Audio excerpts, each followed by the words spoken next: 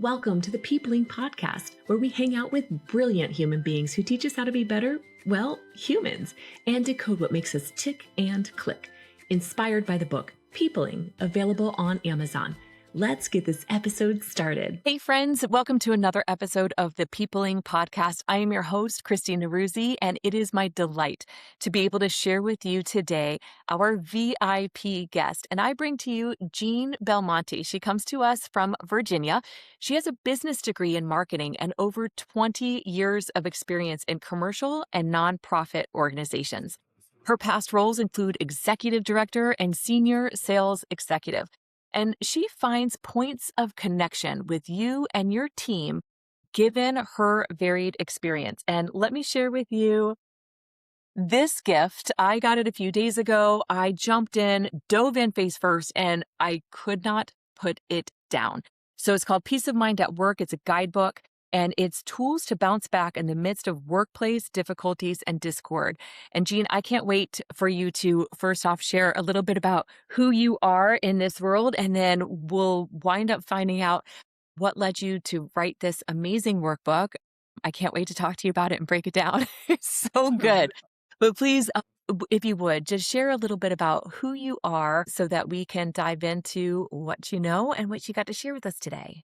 Sounds great. Well, thank you so much for having me on your podcast. This is absolutely a delight. I first can tell you that I'm half Irish and half Italian. All right.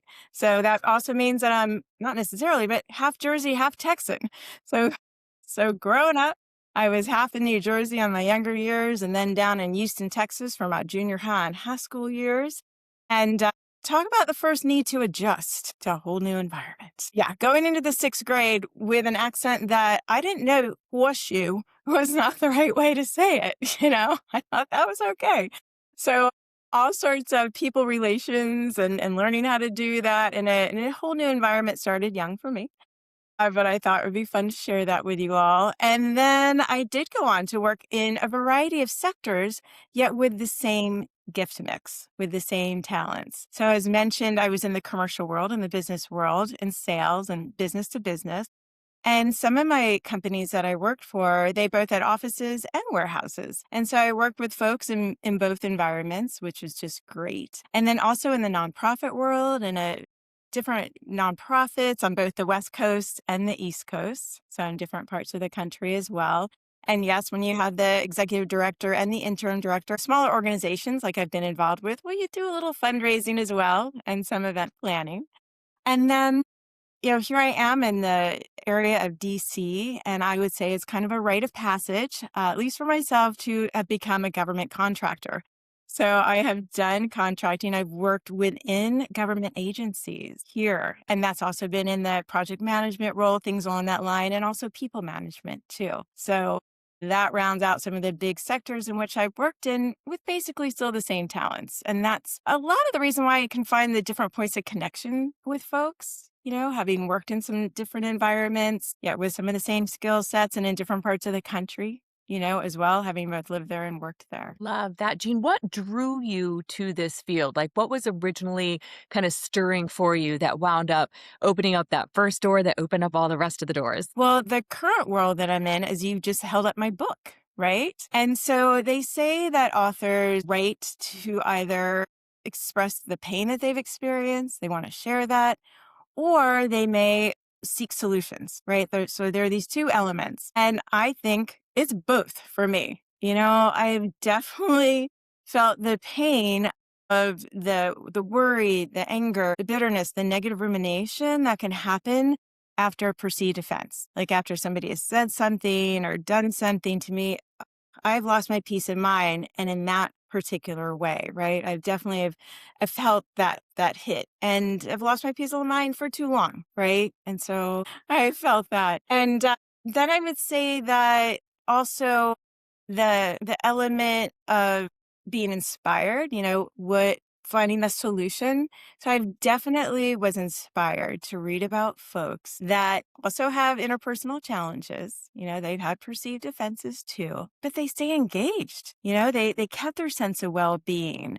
They kept this relationship the same way it was. They worked through They're a way of reducing any sort of stress that may have come up afterwards and just retain this relationship. And I'm thinking, that's really amazing.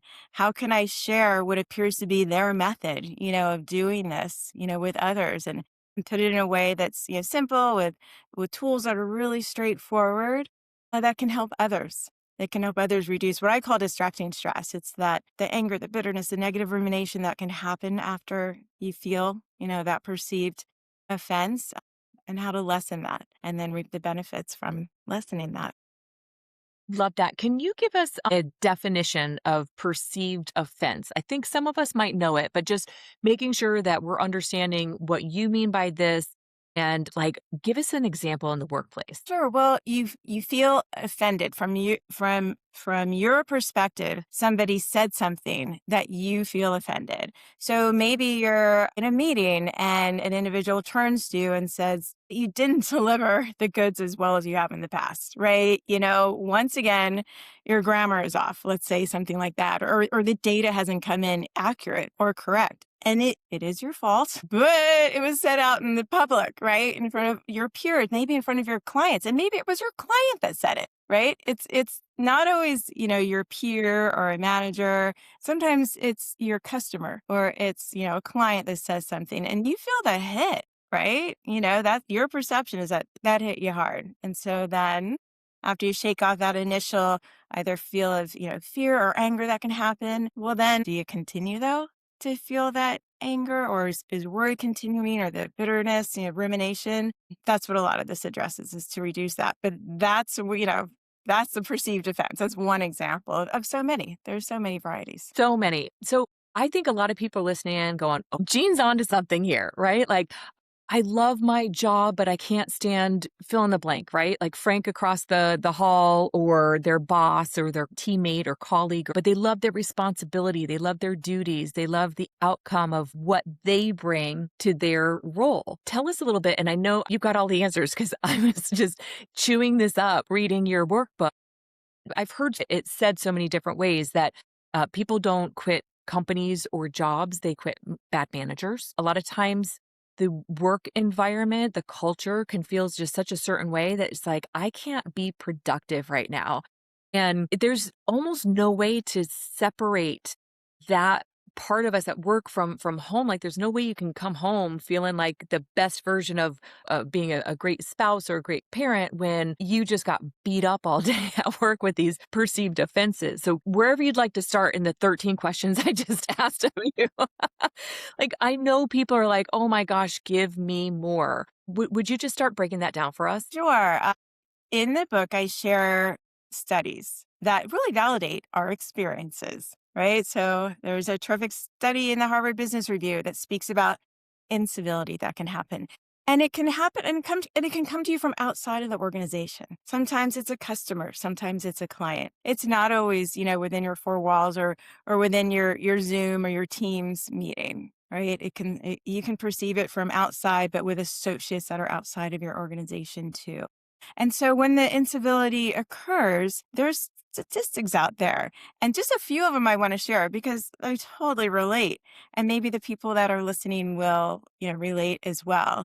And so one of them is that at least 60% of the folks admit that they lose time at work avoiding the person. Like they're not working because they're avoiding them. They're spending time going down the hallway that way or some other way in which they're try not to engage, with that person, right? And then also there's, over 65% of the folks admit that their performance declines, right? So you can imagine when you're preoccupied with this state of your anger or your worry or your bitterness, your negative rumination, whichever it may be for you, folks will admit to decline in performance as well. And then over 80% of the folks, they share that they lose work time worrying about what just happened. I relate. I completely relate to that. That's where I have a heart for it because that is something that affects so many of us. I relate to it. And I would also like to have relief from it as well, right? And relief that comes sooner than later, right? So that state of what I call distracting stress, it doesn't last so long. It is shortened by me for sure. So that's why I want to share some of those stats because it's like I said, it validates my experience and maybe the folks here as well. So you've probably experienced it yourself as an employee someplace, right? And then also you've been part of it or witnessed it as a leader, being an executive director or the senior sales executive. And you're looking at this or even, pulled into it somehow. You're like, oh my gosh, like this is so standing in the way of our ultimate mission and our goal. And, we've got the vision printed up on the wall, but these two people over here are keeping any of that from happening. What kind of guidance or recommendation could you give to somebody if they're like, oh my gosh, you're saving my life right now? Like, I love my job. When I go into the workplace, a little part of me dies every day because of fill in the blank, right? Yes, right. So the answer is within us. For sure it is. So we already have strategies, stress reducing strategies that we use to reduce that particular state of mind, that the anger, the worry, the bitterness, the negative rumination. We already have those. So the opportunity is to raise awareness. Just think of the top two of those that you use and peel the onion on them. Understand why they work for you. So the why that they work for you is because they fill a basic human need. But we usually just don't think about it that way.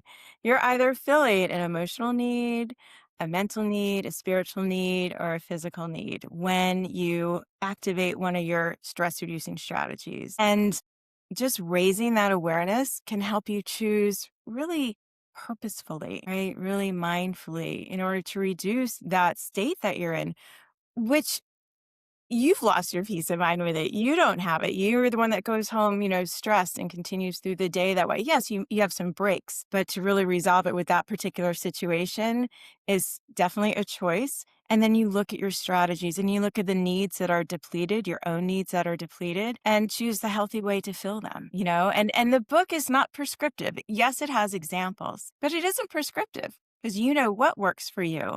And then the why, the basic human need that's depleted at the moment, only you know which that is. And it's just four to consider. And you do have the answer within and the pathway to reduce that negative state and reap the benefits, to restore that sense of well-being for yourself. And it is definitely so much the gift that you give for yourself. It's definitely self-care. Golly, that's so powerful. I'm over here going, well, I think a lot of times people want to figure out how to fix Frank. How do I fix him? How do I make him stop doing that? And what you just said is like, no, the power is in yourself and it's being able to see what you can control. And what you can control is yourself and how you respond to what's going on around you. I think that's so important. You used a couple of people in your book that we could relate to, right? There's Sam and there's Taylor, and we get to know them almost as a story unfolding. We get to see this character development, and it just makes it so real life that it's almost like I'm sitting there witnessing these two people at the conference table, right? As the meeting is concluding, and Sam just ramrolled all over Taylor. It was just like, wow, what just happened? Didn't see it at all. Like that was just the way that Sam communicates. And I might be screwing up the character, so I apologize to anybody who reads this afterwards. And they're like, no, it wasn't Sam, it was Elliot, right? But I love the imagery that is presented because it's a workbook. And a lot of times a workbook feels like homework. But what I love about the way that you portrayed it is it's almost like a real life story that could absolutely take place in any kind of work environment. Plug in a different name and you'll be like, oh my gosh, this person reminds me exactly of, right? And then you get to ask yourself questions about what are these things that bother me? How are the things that I can handle and approach it and control? And it's just this extraordinary. So, what led you to write the book? Well, that element of either the pain point that you want to, share and explore, and also the solution. So being inspired to read about real life situations. So these case studies are based on real life situations of Riley and Taylor. They're the ones that have had that dialogue, in different settings. And then Sam is the one main fictional character that's in there that has that distracting stress after the incident.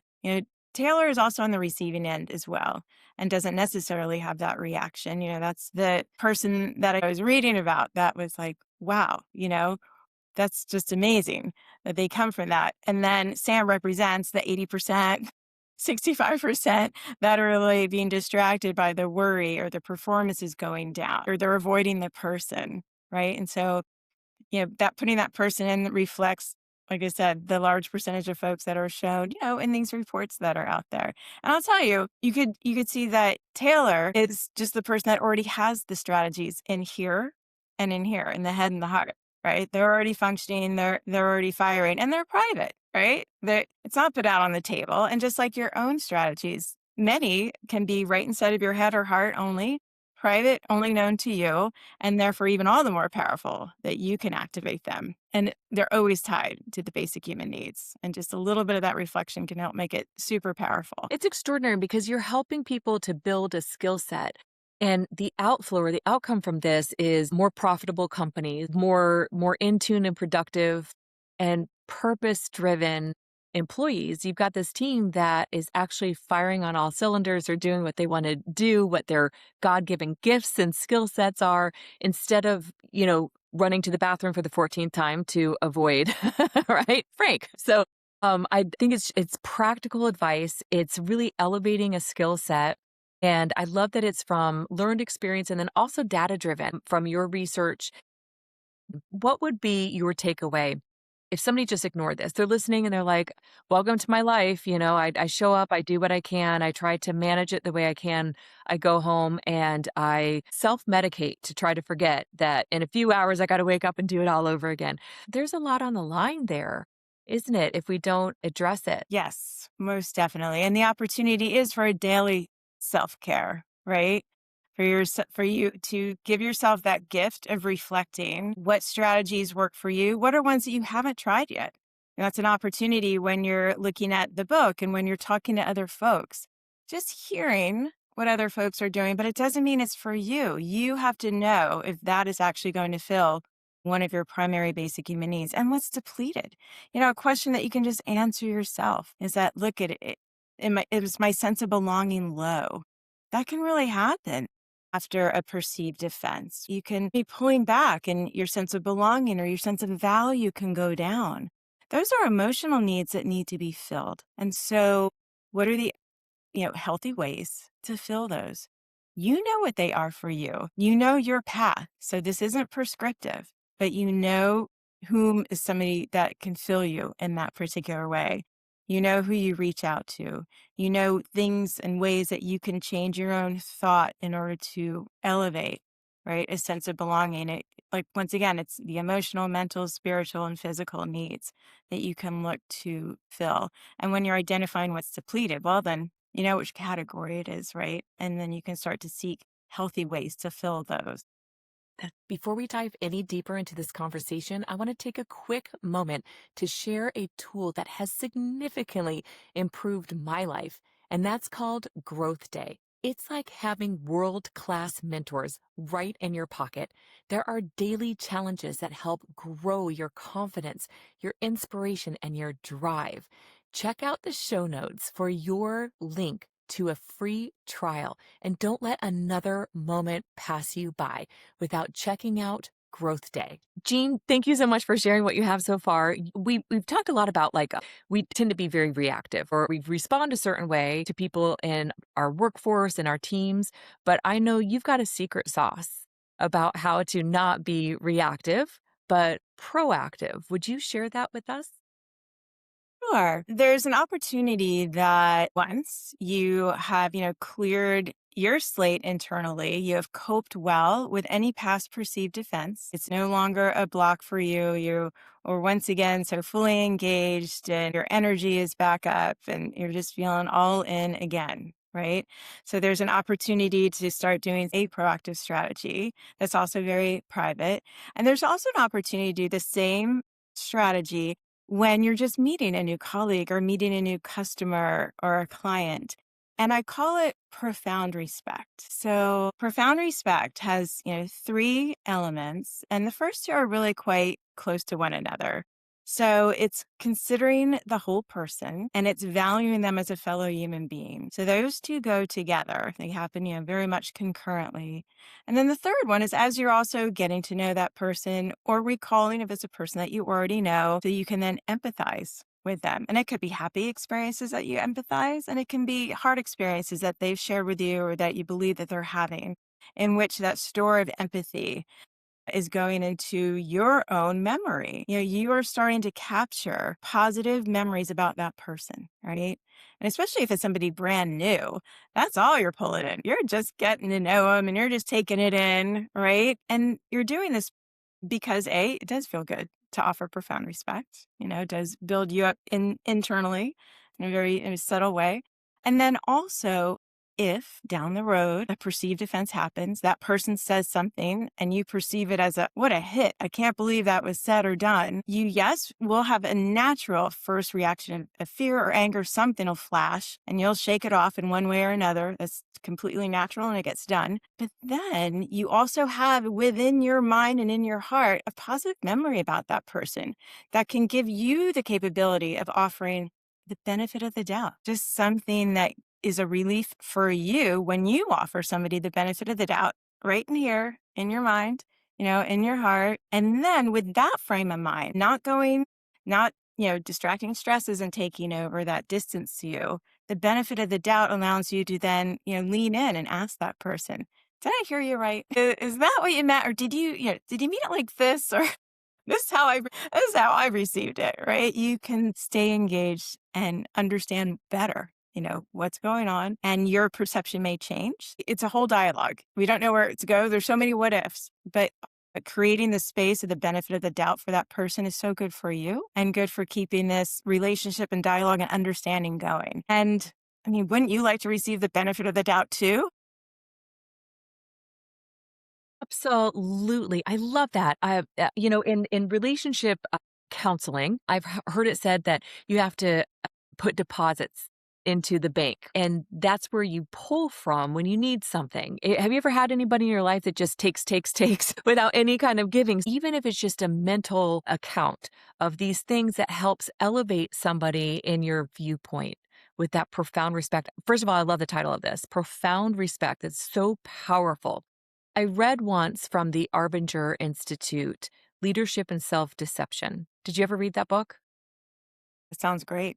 It is extraordinary. And the main takeaway out of that book is that a lot of times we tend to see others as objects. So we objectify people. Picture this. You're sitting in traffic trying to leave DC to get home to Virginia. That's only a couple miles up the road, but it's hours away in the wrong time of traffic, right? And you're like, this traffic. But what if there were an overhead sign that said, remember, you are the traffic, right? Oftentimes we're part of it too. So what I heard you say through that lens is you're seeing the whole person and you're seeing what they're contributing in the world, on the team, to this project. And it helps to see what you can appreciate about them as opposed to what our differences are. I think in our current world, it's really easy to start off pointing out things about somebody that's different or something that I don't necessarily like right away because it's different instead of finding those commonalities or appreciating the differences. So I love that perspective because we can't get to empathy until you see the whole person and you have that respect added up. What an extraordinary perspective to come from. And what if we implemented this with the next new relationship that could start at work? I wonder what our work environment could feel like. I wonder what could shift in the culture. I've heard it said it takes as little as 3% of the workforce to start shifting the culture, good or bad. Wouldn't that be an extraordinary place to go? Yeah. And how at peace you will be more often, right? And how, Bingo. yeah, Bingo. it's I've worked in some really unusual and hard to work at places. I'll give you an example. It was one of the hardest jobs I've ever had. I worked at Home Depot when I was putting myself through college. And so some mornings I had to be there to open up at 6 a.m. Sometimes I was closing the store at 9 or 10 p.m. And it's hard. It's a hard work environment. You're standing on concrete for 8 hours a shift. You're working with people who are probably like really stressed out. They're in the middle of a DIY project or their toilet won't flush at home. Or they just messed something up and they've come in to spend money to try to get it fixed. We're working with people in all different kinds of situations. And then you've got teammates. Some of them don't want to put in the physical labor, right? Some of them just want to go and hide in a corner and not help other clients or customers or whatever. I remember being in that work environment, you've got people of all different walks and backgrounds. And it was really, really challenging. It was very challenging. So what you're saying here, trying to envision like how different my department would have been if I could have seen the people that I worked with in that profound respect lens, where I was looking for things to build up about them in my mindset. Like I probably would have shown up very different to them, which would have had them showing up very different to me. Wow. Yeah, that's extraordinary. Okay. Tell us, what is one place that somebody could start? They're hearing this and they're going, oh my gosh, Jeanne, you are singing exactly what I need in my life. So besides the obvious, which is buying the book, which you can find in the show notes, a link to it, and get it ASAP, right? What's something that you could share with our audience to implement almost right away? They show up to work tomorrow, and what's one thing, in addition to that profound respect, that could help shift these relationships and communication in their workplace? Sure. Well, do a quick personal inventory. It takes a second for you to know if there is any residual distracting stress for you, if there's any residual anger, bitterness, worry, negative rumination about an incident, it'll flash up to you, and then reflect on that and think, okay, how motivated am I, A, for physical health? Because some people are in physical health mode, and it is healthy to reduce that sort of distracting stress. The cortisol level goes up. The studies show it. It's in the book as well. Hey, that can be quite motivating, right? In order for you to then choose a healthy strategy for you that will reduce that particular distracting stress about that particular incident and that particular person, because you're motivated for good health. You may be motivated, like we said, for some of the other reasons, to fill your spiritual bucket or your emotional, your mental. You're going to know what's depleted, and especially around that incident that happened, and to really purposefully choose the strategy that will fill that bucket, fill those buckets, and relieve that sort of a tension that you have about that particular situation, that will help you then show up in a different way when working with that person, right? So there's an opportunity. It's helping your peace of mind increase, right? And the other sort of stress decrease. And that does help you show up differently for so many people. So good. Before you wrote and published your book, you were presenting some of these techniques in workshops. Were you able to witness it right then and there when somebody had a breakthrough or an aha moment? Is there a story that you can share with us that really stands out to you about this shift that probably changed somebody's life as far as relationship? Well, in the workshop, the small groups help to create a collective, personal action plan, right? And so you heard that Sam in the book is in that state in different times and for different reasons. And in the workshop, folks brainstorm among each other and just share, different strategies either they've learned or they've used or they've read about. It could come, the knowledge can come in all different ways, and they're, talking about it, get to know each other, all that sort of good stuff. And then you lay in, the next part of, all right, unpacking what these basic human needs are. Harvard Business Review, that study gives us some examples of what, emotional, mental, your spiritual and physical ones are fillable at work and during the workday. All right, this is another thing. The strategies have to be something that can be done during the workday, or if you're on an evening shift, during the evening shift, because it's something that you can resolve that. And that's the one parameter, right? So it's peace of mind at work. Okay. So these strategies have to be doable then in that time period, right? And so folks, work within that parameter and then share. They report out, and you can just see the richness of the conversations. So I can't point to one particular. I just can see this whole collective right now of folks, reporting out, digging deep into an example strategy and nodding along, right? And studies even show that, empathy can reduce also the emotional and mental strain of that distracting stress, and therefore your body is in a better place. Folks are like, that's right. I can relate to that, or I've heard that a study like that before too, and then want to move in that way. So it's collective aha moments that I've seen as folks, create, one big plan and kind of unpack and explore different ways of looking at things. I love that. And, you've had this experience in the corporate world, in sales, in nonprofit organizations, and as a government contractor. So I'm sure there's no angle of any of those organizations that is exempt from people problems. We all have people problems. Well, there's also a section for managers. So I may have mentioned a little bit earlier about, challenges that managers have, when we, coach, how to coach our wonderful direct reports, or what if our direct reports make a mistake? How do we, keep our peace of mind in the midst of that? So I definitely want to flag that there are management case studies as well, and opportunity to leverage your personal action plan, that intersection between, go-to strategies that you have and basic human needs that it fills, and how some of those strategies you may learn just by looking at them from a different angle. Hey, I can use that while I'm managing others, while I'm preparing for certain meetings with my direct reports, or after direct reports, like I said, makes a mistake. Things like that. And putting in your own example of a challenging situation. There are blank sections in the book that are just for you to reflect what is exactly your situation, and how and what is going to help you reduce that particular distracting stress. Think this is so viable because I have seen it over and over and over again, where a lot of times a manager was a person inside of that department, that team, that, company, and they were exceptional at what they did. And so they got promoted to lead others. But that doesn't necessarily go hand in hand that they know how to communicate, know how to inspire, lead others, know how to manage friction in themselves and between other people. And so I think that was one of the things that was really like a spotlight in your workbook for me, is that you're helping to give guidance to somebody who may not have had formal training otherwise on how to address this, how to communicate well through it,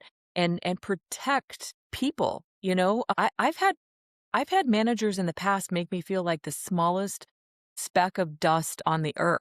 And it's like, and now you want me to go and perform for you. Also, right? Like, it created the opposite effect. Not only did I go and spend work time probably going and looking for a different employer, but I was like, well, I'll show you, and would almost self-sabotage to make sure that that person wouldn't win either. And I I bet I'm not alone in that. I'm not proud of it. Confessions from Christy here. I'm not proud of it. But when we get hurt, sometimes we do things that in hindsight we're not really proud of. I'm sure I had plenty of ownership in the problem that I was being reprimanded for. But I think my point here is the way we say things and communicate things and lead people through situations is so bloody important. If you want to have team members and people around you that all link up together and say, let's accomplish this purpose, let's finish this task, whatever the case is. So, Jeanne, inside of your workbook, you show us how to create a personal action plan. So, what's the goal out of that? What's the outcome? What can somebody expect when they put together a personal action plan? So, one of the outcomes is that your sense of control, increases, because sometimes you feel like it's decreased, when you're in that state of difficulties and discord, and you're in that state of anger and such.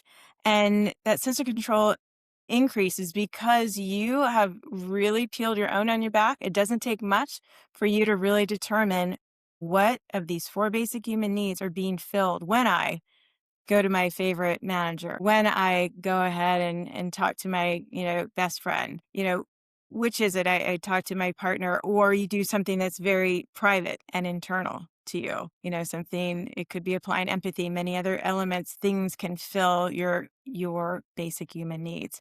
And for you to just raise awareness of that, because we feel them all the time without even thinking about it, but just giving yourself the gift of just peeling the onion back a little bit, sketching it down there and going, yeah, that's why I do this. Because maybe that person isn't going to be available when you need them in that moment. You're like, oh, I want some relief now.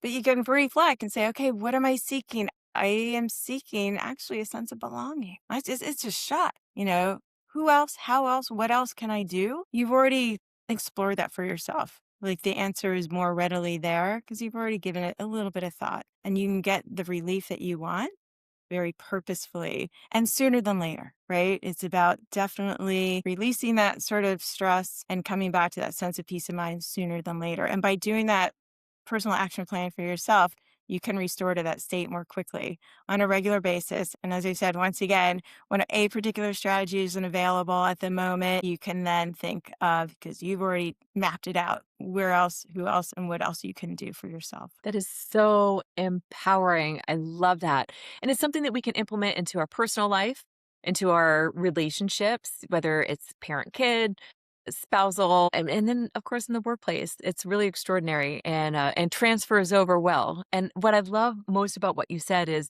it's the things that I can control. It's empowering inside of me, not necessarily me seeking it out of other people. Because right, when like my mom fills up my cup all the time, but if she's like, out and about and not taking my phone call, I'm like, Mom, I need you right now. Love that. Awesome. Jeanne, this has been just so amazing. I love what you have shared with us and the impact that you've had just by the knowledge that you've expressed. I think that just knowing that the power lies within myself as far as how I experience my work environment, my sense of self-belonging, all of those things that can sometimes kick us down a little bit and make us feel a certain way that's not excitable and passionate about our work. You're showing us how we can create that within ourselves and maybe ignite that into other people as well. I think it's really extraordinary information, and I just thank you so much for it. But before we conclude our time together, I'd like to ask you your contribution to our Be the Change challenge. So, this small portion in my book, we talk about Gandhi's well known verse about being the change in the world that you'd like to see. And so, my question for you is, what advice could you give to our listeners that we could implement starting today and have a positive impact on connection and communication for those in our sphere? Um, with that activation of taking, a couple of your strategies, digging deep under them, just peeling it back, knowing which needs are being filled, acting upon it, and opening that space up for you then to apply profound respect, something that's proactive, towards that person that, well, you used to have a perceived defense. You used to be in that state, but it's behind you now. You have coped well. And now you have this bandwidth within you to now look at them in a different way, in a lens of profound respect. That definitely brings you peace. It builds you up as well, and also gives you an opportunity to, get to know that person in a different way. That is relationship shifting right there. That is so good. That is powerful, empowering, and very nurturing, self nurturing as well. Jeanne, thank you so much for sharing your time and your wisdom with us today. Friends, I've got all of Jeanne Belmonte's information in our show notes. You can connect with her on LinkedIn. I've got a link to her book, her website, and who knows, you might be seeing her at a workshop in your space coming soon to you to have a positive and profound impact in workplaces all over our great country. So, Jeanne, thank you so much for being with us today. Thank you for having me. Take care. Awesome. See y'all next time. Thanks for tuning in to the Peopling Podcast, and grab your copy of the Peopling book on Amazon, and let's keep this connection movement going. Until next time, be curious, be kind, and keep peopling like you mean it.